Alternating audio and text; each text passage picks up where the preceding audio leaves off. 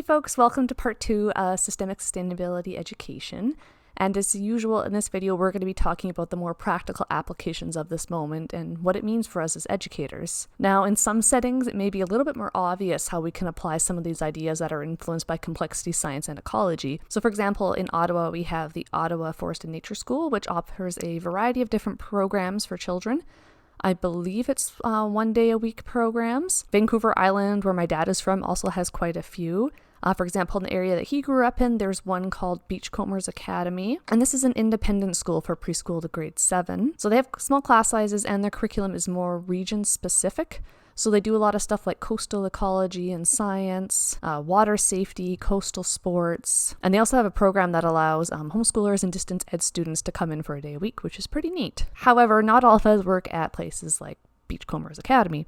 So how can we actually implement these kinds of ideas in our own teaching? So before we get into that, let's do a quick recap on what we're talking about when we talk about knowing and learning and teaching within this moment. So to recap here in this moment, when we're talking about knowing, we tend to use the word knowing rather than the word knowledge. And that's because in this moment, knowledge isn't seen as being a thing. And we're not talking about eternal or ideal truths that are out there in the world that we can just discover. So what we can know is constantly changing and constantly evolving. So as we learn something, it changes how we interact in the world, which thus changes the world and then changes what we can know about the world. So it's very recursive. And that's why knowing and learning are almost the same thing within this moment. And rather than knowing being about possessing information within this moment, it's really a matter of how well your knowing allows you to interact in your environment.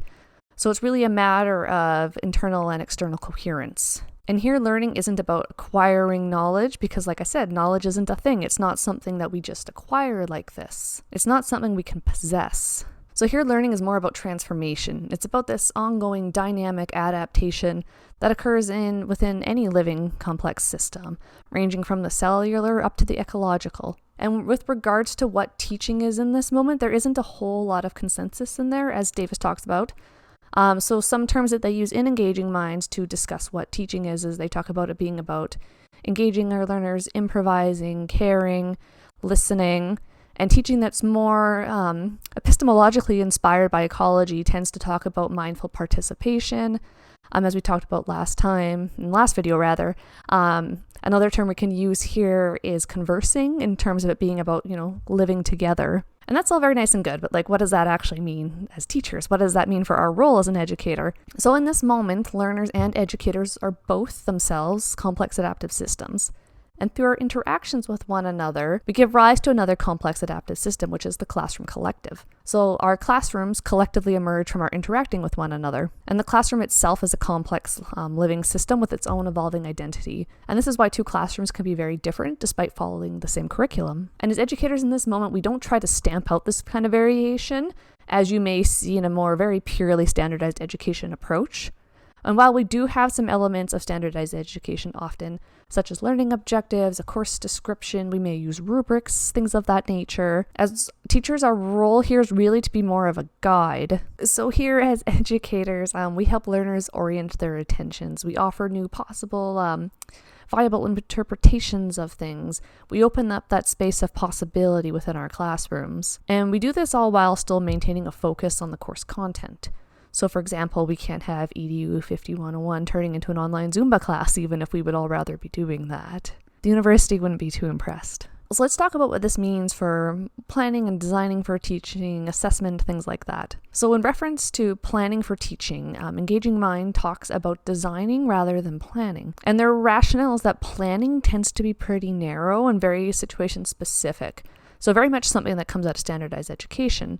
While designing is something that can be a lot more open. So for example, in designing activities, we can come up with assignment ideas that are very open and invite our learners to go beyond planned experiences, such as having more open-ended tasks for them to do. For example, our final project for this class, where you get to explore an educational issue of your choosing, and then also express it in a modality that's meaningful to you, such as an infographic, a video, a PowerPoint, a short report, etc. And the difference between planning and designing wasn't really something I'd actually thought about that much until reading Engaging Minds again for this class. So this is probably the 4th time I've used this book in a class, so I've read it many times.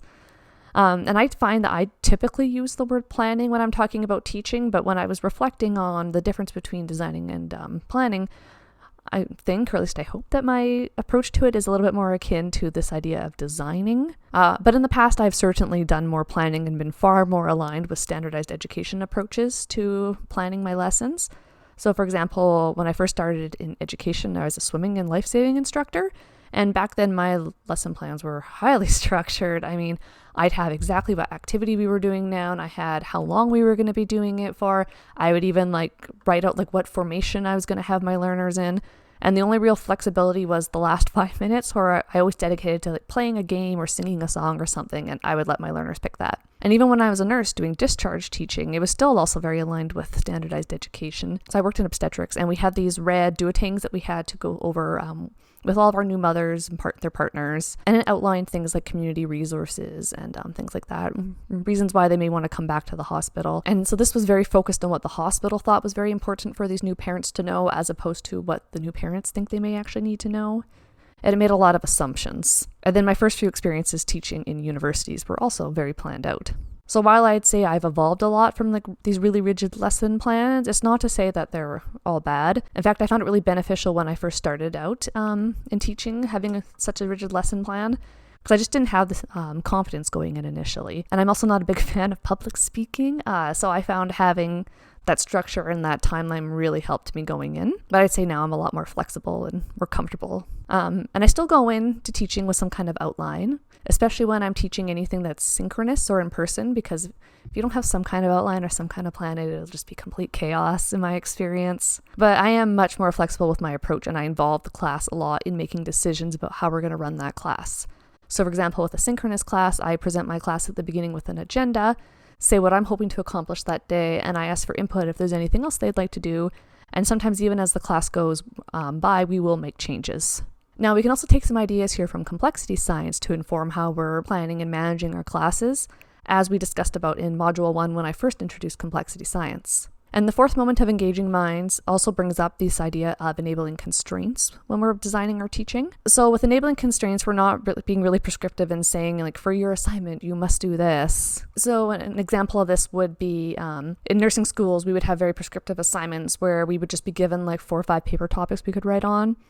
And I've even had assignments, even in grad school, where everyone did the exact same final project, which doesn't really allow for a lot of richness in your learning experience. At least not in my opinion. So enabling constraints allows us to take a more proscriptive approach. So a good way to think about it is like sports. So in sports, they don't really tell you, you must do this, you must, it just says, these are the rules, don't do X, Y, and Z, but other than that, go for it. And same kind of thing with Twitter.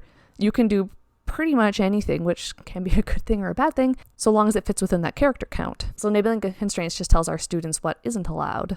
So you're giving some constraints so it's not complete chaos, but you're also allowing for innovation and creativity. So from an educator's perspective, I will say that this approach can make grading a little bit trickier because you have such variation in the assignments that are handed in. But it's also far more enjoyable to grade assignments like this because I find typically students put in a lot more time and effort into these assignments, and their passion for the subject area really comes through. I also find that as an educator, you get to learn a lot from these kinds of students' assignments, whereas if I had everyone just answer the same question, probably not going to learn as much. So my approach to marking assignments like this is I lump them together, so similar projects I will mark at the same time.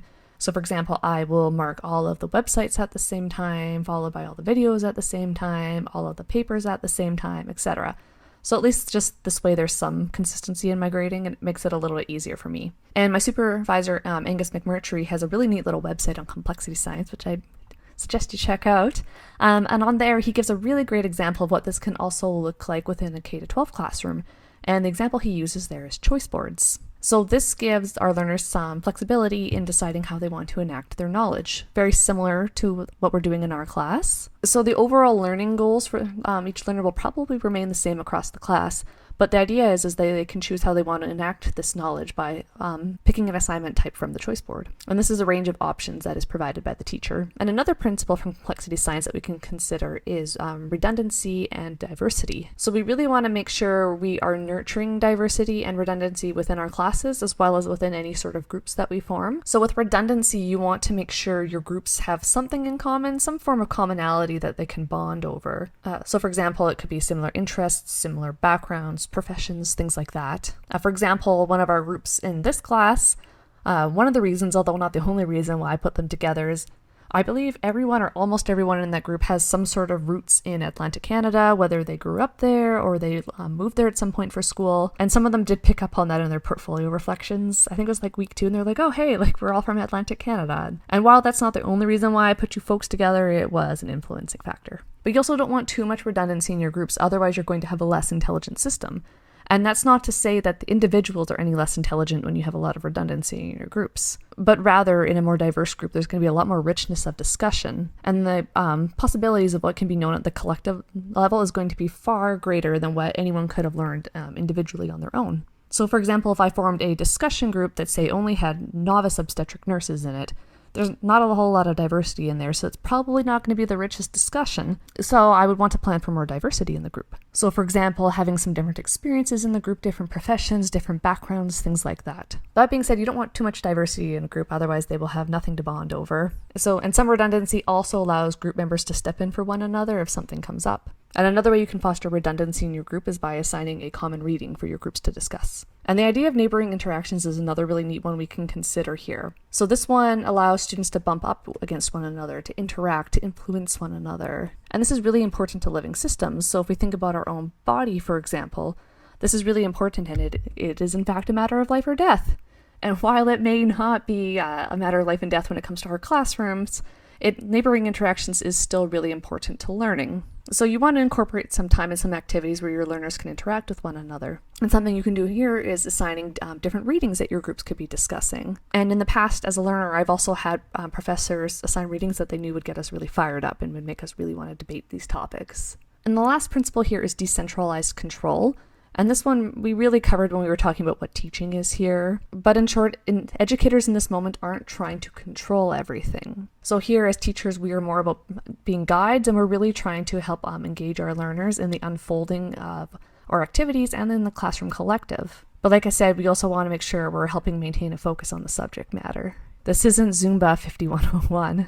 And to kind of cap things off, I want to talk a little bit about teaching strategies and technologies within this moment, since Engaging Minds does very briefly talk about technology. And here I am going to be talking just about digital technology. So here I'm going to talk a little about e-learning, m-learning, gamification or game-based learning, massive open online courses, and augmented or virtual reality. So e-learning, which is short for electronic learning, is a really broad umbrella term. So it talks about a wide range of learning activities that use computers, use content from the internet. It also includes digital social networks, social media, and learning management software such as Brightspace in the case of our class. And I do have a full video on e-learning that you can check out if this is something you want to learn more about. But the thing I really want to stress here is that e-learning is a distinct teaching strategy. So if you end up teaching an online course that was previously in person, just be mindful of it's not just a basic copy and paste from what you're doing in person. You do have to put a lot of thought in how you are going to teach it in an online environment. The next one is m-learning, which is very similar to e-learning, except it's mobile learning, so it's on your mobile device. So some examples here would be using apps on your phone. And there are a lot of really great ones for things like anatomy, first aid, even radiology that I've seen in the App Store. So there's lots of free ones there if you kind of want to play around with that a little bit.